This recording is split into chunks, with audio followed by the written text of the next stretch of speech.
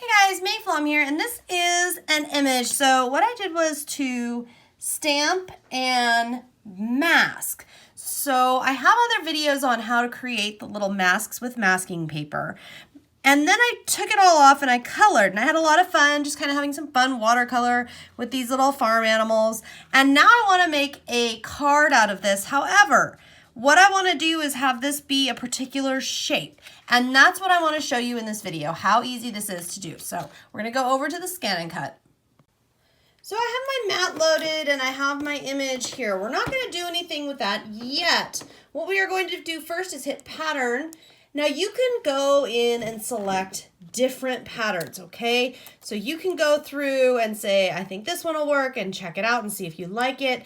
I think that one will work, and repeat, repeat, repeat. Notice that I did not do anything there. All I did was get a shape on the mat. What we're going to do is go ahead and just press scan. So it's that blue one right there. Scan it. This is going to show our design. I'm just moving this out of the way. Once it's scanned in, do you see how our little farm animal scene can now be seen? So we can see a couple of things here. I'm going to press this so that I can independently fix the width first. So what this is going to allow us to see is, number one, where do we want, or how do we, I guess I should say, how do we want our little scene to look? And then it's also going to show us, let's see, 5, maybe a little smaller there. Okay, like so. So we can see a couple of things. We can see what it's going to look like, and we can say okay here and really zoom in. We're going to see if it's a good shape choice. So you know what, I do like this. It's cute, but I don't know if I like the zigzag because of how that works. So what we can do is delete that and grab a different shape. Now you can repeat this as many times as you need with whatever shape works for you. I'm going to try this little scallop here, and note that because I haven't moved anything, we can still see our little farm scene there. As long as you don't move anything, it's going to stay right there, and you can just kind of keep playing with the idea. You can keep looking at it and seeing, do you like it? Is it going to work for you? Are you happy with this?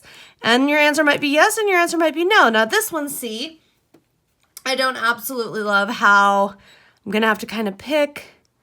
Oh no, I can pull it down like so to get that little chick in there and a little less sky. You know what? I do like that one. So I think I'm just going to increase that just a little bit. And I think that's actually going to be my pattern. I really do like how that looks here. So if you didn't like it though, you could just go back in like I did before, where we're deleting and picking other shapes. Does it have to be a basic shape? No. You could have, let's use the word adore just as an example. So you could stamp something and actually make a scene and then cut a shape around it.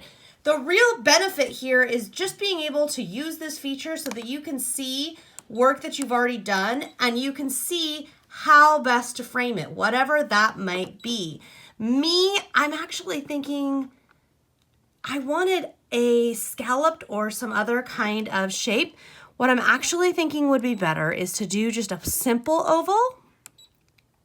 And I'm just going to expand this, make it a little taller, a little wider. Okay, so I'm actually thinking that I want a plain oval, and I'll cut this out. And I think right about there. There we go.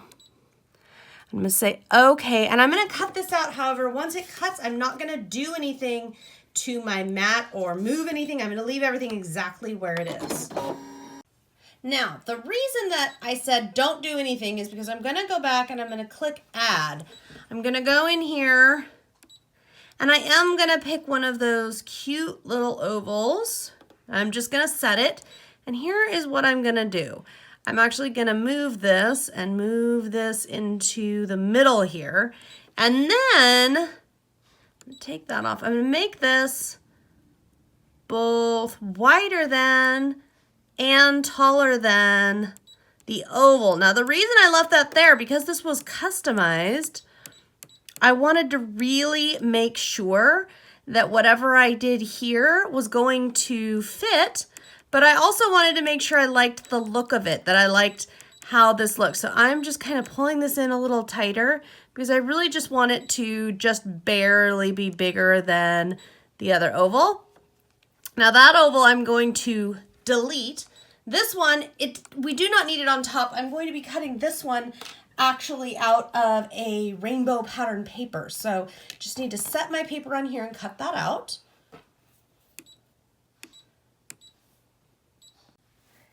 I have mounted this onto pattern paper and a blank cardstock card, and this is about 5 by 7 by the time it's all said and done. And then I just took a black pen and added little hearts on the little scallops just as a little fun touch.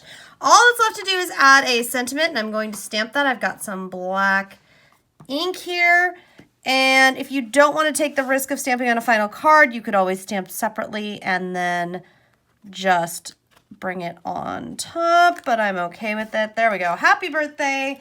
And I'm going to put from the whole herd because I think that'll be super cute. I'm just lining this back up on my stamp block, re-inking with black ink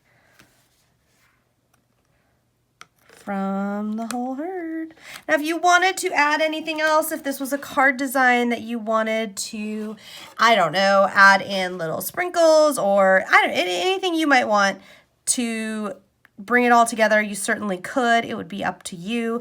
The only thing I'm thinking about doing is I've got a little black line going on the very edge. I'm thinking about doing a little bit of a black line like so, just inside, just to add that little bit more contrast. It's just fun little details. I hope you've enjoyed this tutorial. As you can see, there's all kinds of fun techniques and things that you can do, but turn them into finalized projects with the ScanNCut.